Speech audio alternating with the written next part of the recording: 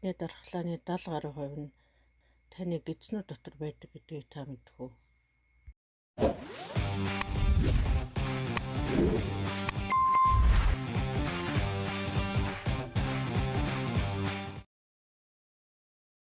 Өнөөдрийн бичлэгээр хүний дархлаанд гидсний гүйцэтгэх чухал үүргийн тухай ярих болно.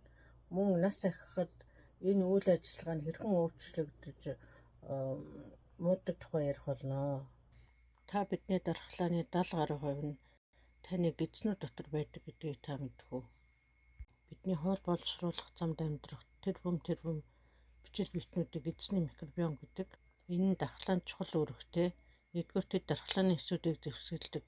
Ашигтай бактериуд эсгэлгээр холлож богино гинжит тосны хүчлүүдийг ялгаруулдаг.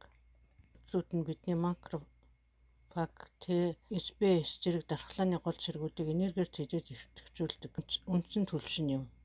Хоёрдугаарт багшийн үүрэг гүйцэтгэдэг. Гидсний ханад байдаг дархлааны тунгалаг, булчирхайн бөөгнөр, Peyrox parachutes-ийг ашигтай бактериуд тасралтгүй өдөөж гадны вирус бактерийг устгах тусгай зэвсэг буюу иммуноглобулин энэ эсрэг биетийг маш ихээр үйлдвэрлэдэг. Энэ бидний салтны хамгаалтын шугам болдог. Биднийг хамгаалдаг энэ ашигтай бактериуд яагаад цөөрч устдаг вэ? Нас ахих тусам ходоодны хүчил болон ферментийн ялгаралт багасдаг. Үүнээс болоод хоол дутуу боловсролж гидсэнд очих ашигтай бактери амьдрах орчин мууддаг. Мөн цусны гэргэлт удаашралт гидснийг гөрүүлцэх хөдөлгөөн сулардаг. Нүүрс ба инсулины дүйжрэл. Цагаан гурил сахар боловсруулсан нүүрс усыг хэтрүүлэн хэрэглэхэд цусан дах глюкоз тасралтгүй өсөж бид инсулины дүйжрэл үүсдэг. Энэ нь бие махбод дөрвөслийн системийг гидсний очны хүчлэг эсвэл илттэй болгодог. Өрөвсөлт орчин бактериуд маш хурдан өнхөд өргөдөг бол харин сахар глюкозоор хоололдог муу бактери болон мөөгөнцөр асар хурдтай үржиж эхэлдэг байна. Үүнээс болоод ашигтай бактериуд устчихвал дархлааны системд дараах өөрчлөлт гарна. Дархлааны систем сохор болдог. Удирдлагүй болсон Т туслагч эсүүд болон Т зохицуулагч эсүүдийн тэнцвэр алдагдаж өөрийгөө хянаж чадхаа болдог. Үүнээс гадны вирустэй тэмцэх чадваргүй болох мөртлөө өөрийнхөө биеийн эсүүд рүү дарж харшилт аутоиммун өвчнүүдийг үүсгэж эхэлдэг. Гидс нэвчиж шүүрхээр хам шинж.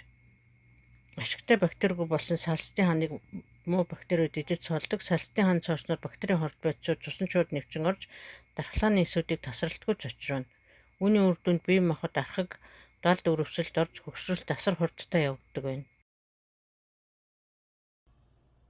Гидсний микробиом устж дархлаа суларсан үед ямар зовиорууд илэрдэг вэ гэвэл шалтгаангүйгээр байнгын ядарч сүлдэн, өглөө босоход үе мөчөөр хөшөж өвдөн, арьсанд тууралт гарч загтнаа үүснэ, мөн ойр орхон ханиад хурж тэр нь маш удаан идэгдэг байх болно. Ингэж өдөр бүр зовир шаналгаатай байснаар бол хүний гол асар хурдтай хөшрүүлдэг байна.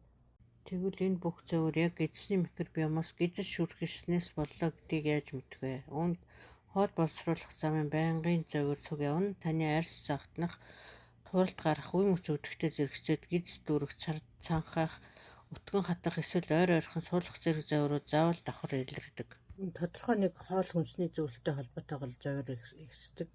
Энэ жишээ нь нөгөө муу нүүрс ус чихэрлэг зүйл идсэний дараа бол арьс загтнаж арьсан дээр тууралт гарах ядарч сүлдэгчийн тэмдэг бол улам ихсдэг байна. Гуравдугаарт им уугаад түр намддагч эргээдийн зовирууд эхэлдэг байна.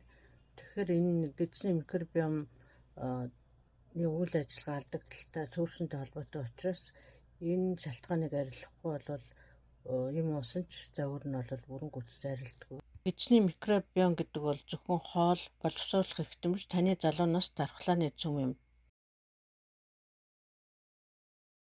Дараагийн дугаараар гидс ба тархины холбооны тухай ярих болно. Гидс нь хүний оюун ухаантай мөн мартаж санах зүйн хөвчөнтэй хэрхэн холбоотой гэдэг тухай ярих болно.